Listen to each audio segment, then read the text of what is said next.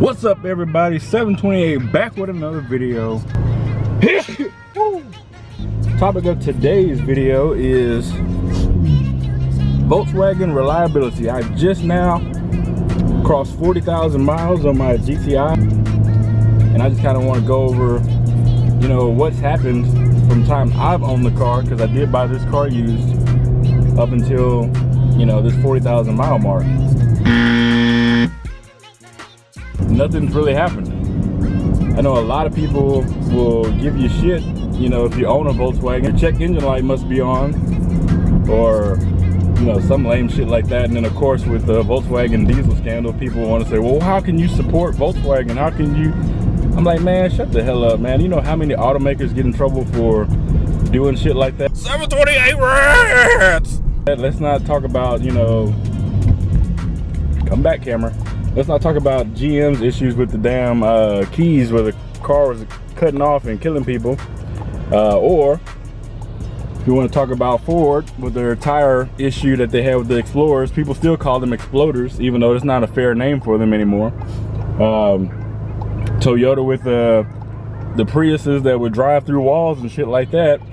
Although some of that shit was, damn, they just ran the fuck out of it real life. Although some of that, you know, was I feel that was people just making shit up, trying to get paid. You got all types of stuff with you know, people's perceptions. Again, I'm a former car salesman, so I used to deal with all that bullshit at the dealership. You know, the number one thing of selling cars or selling anything in general is, you know, overcoming objections. And 90% of objections are like people's perceptions, not always factual. Bust a U real quick.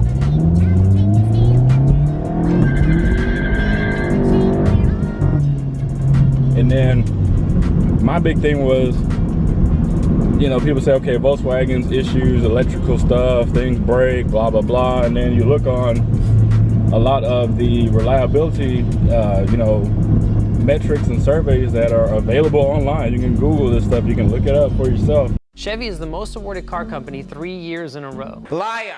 But then when you look at stuff like their luxury brands like Audi, stuff like that, they continuously place, you know, pretty high up. So I'm like, they're basically the same fucking car. All of the shit that's in the Audis and everything else, you know, is made by Volkswagen. So how can one brand be way up? Their reliability is higher. Like, it's all perception. People, you know, people will bring their car to a dealership for stuff that's like minor issues, and then that gets counted as a, you know, a major issue as far as reliability is concerned. So when I looked online, I saw that there wasn't any major issues. Like, the thing that I really care about is, like, will the engine last? You know, is the transmission gonna hold up? You know, will I be able to drive the damn thing? That's what I care about. I don't give a shit about people complaining about, you know, their phone won't connect. You know, they have infotainment issues. They can't figure out how to scroll through the fucking menu. That's not a reliability issue. That's just a dumbass issue. So, you know, when they say Volkswagen reliability, yes, there are some engines, some models in the Volkswagen family that, you know, are known reliability problems. But overall, the brand itself, they have very reliable cars. And, you know, I've had 3 of them now. This is my 3rd one. And I haven't had any type of issues, knock on wood. Motherfucker.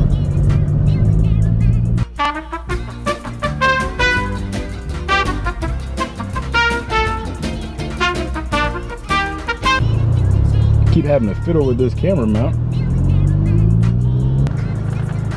Alright.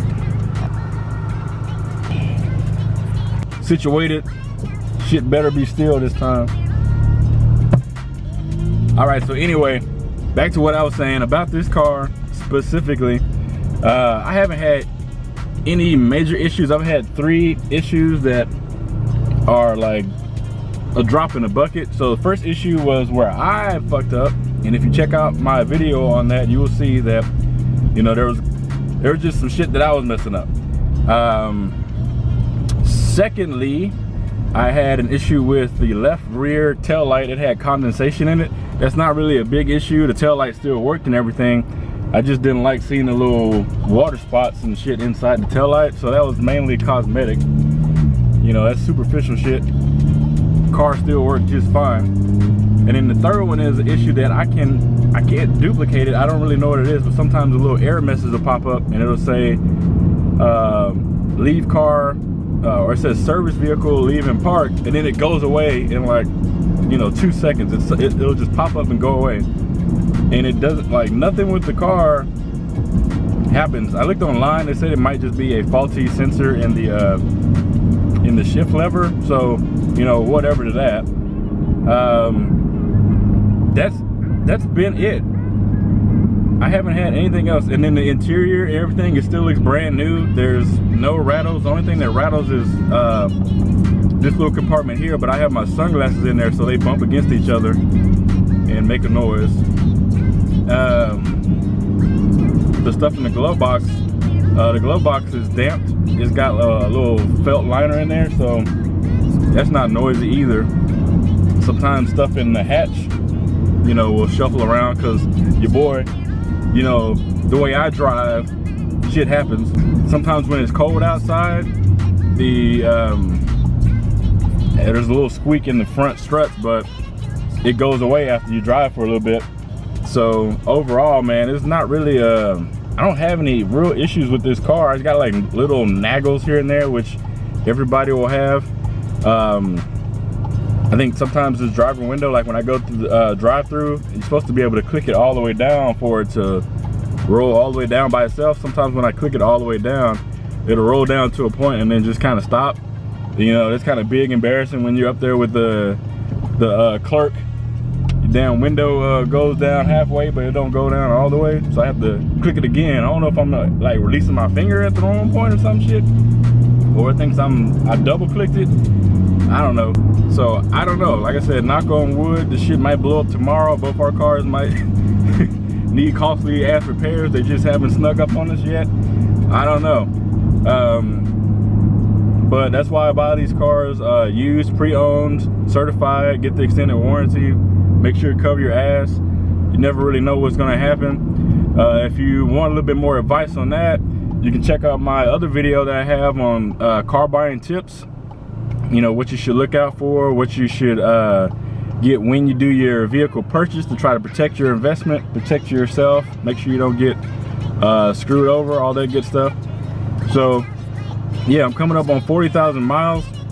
It's been, you know, a pretty fun ride, you know, going from bone stock to getting it tuned, you know, putting my own little personal touches on it, blowing out tires. You know, I'm straight wild out all the time, man. So this car has been fun. It gets good gas mileage when I'm not driving crazy. You know, it's with the tune, it's pretty damn quick. I mean, there's not that many cars out here. I mean, I'm not trying to be the fastest guy on the street, but there's not that many cars out here that can really fuck with this thing. And a lot of people have found out the hard way, especially the Mustang boys. They try to troll you. You know, they get dusted just like everybody else. So, you know, 40,000 miles, I feel like I can talk mad shit right now. Again, tomorrow this shit might blow up, but it's been a pretty fun ride in this thing. No types of reliability issues. I know a lot of people online were saying don't get a 2015. They had, you know, issues with the turbos, you know, being out of spec. I'm just thinking of stuff that, like, you know, a lot of people talk mad shit about Volkswagens and they don't do their research. Like I said, there's been Volkswagens in the past. There are known issues with Volkswagens, especially those early 2000s, stuff like that. But y'all, it's 2018. Like, this is what I, you know, as a car salesman, this is what I've learned. You know, with cars, everything comes around full circle. Everything's, you know, cyclical. Everything goes full circle. So there may have been a particular make or particular model of a particular make that had bad reliability issues, and a lot of people say, I'm never gonna buy an XYZ, or I'm never gonna buy this and that. It's a car. Like, they make millions of these things. And so, yes, you may get a limit one time. You may get a bad car another time.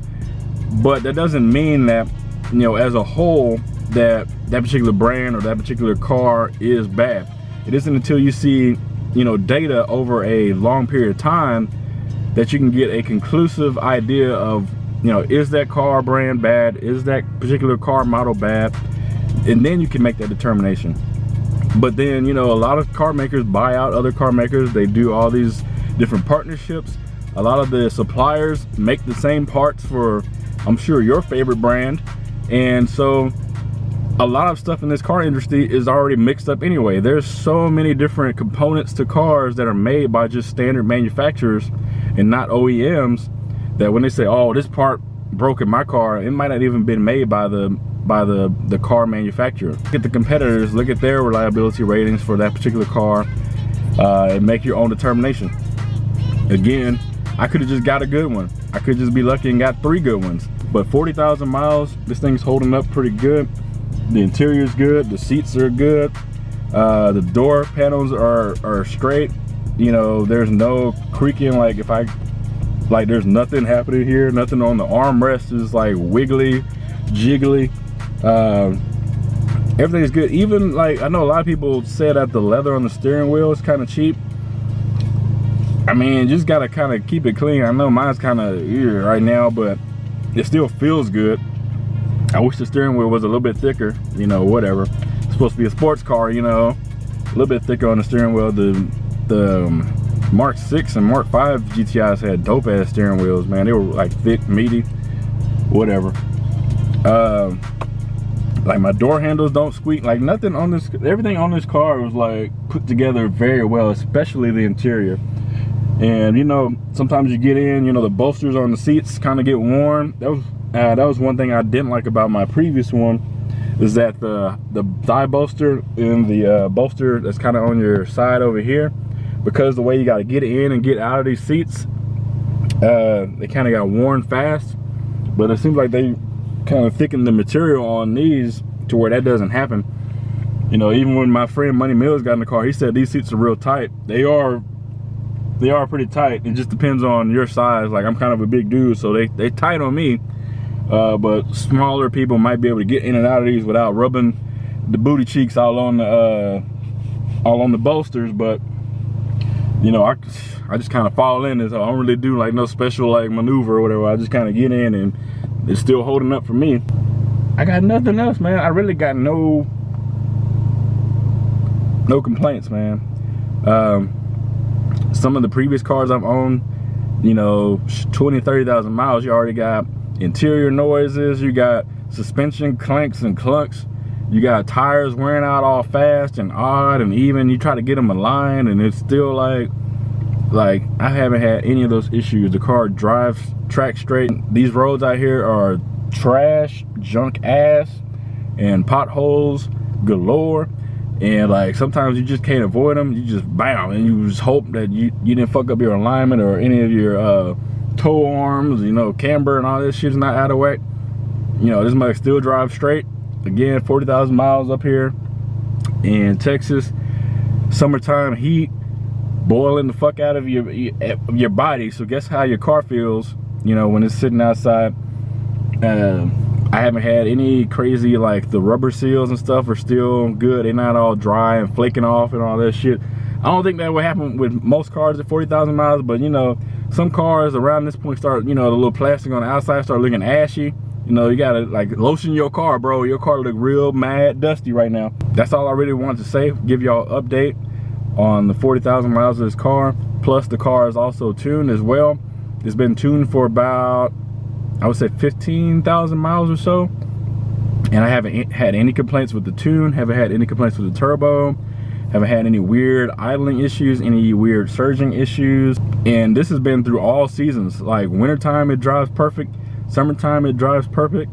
You know, humidity issues are a non-factor. I just keep putting, you know, it says you gotta run 93 octane with the tune. That's all I do, is I keep putting standard 93 octane in. Get my oil changes on time, and everything has been fine. Stay tuned, man. With the 40,000 mile mark, you have to get your DSG service, so I'll keep y'all in the loop on that. give y'all pricing and stuff. I know, like I said, I know a shop. Check out my other videos on Blair Auto, and we'll try to make that happen soon. So, man, that's it, man. I know I keep talking, but this is it for the video. If y'all stayed this long, I appreciate y'all. Type in the comment squad so I know y'all here, man. And y'all have a good one. I'm finally out this bitch.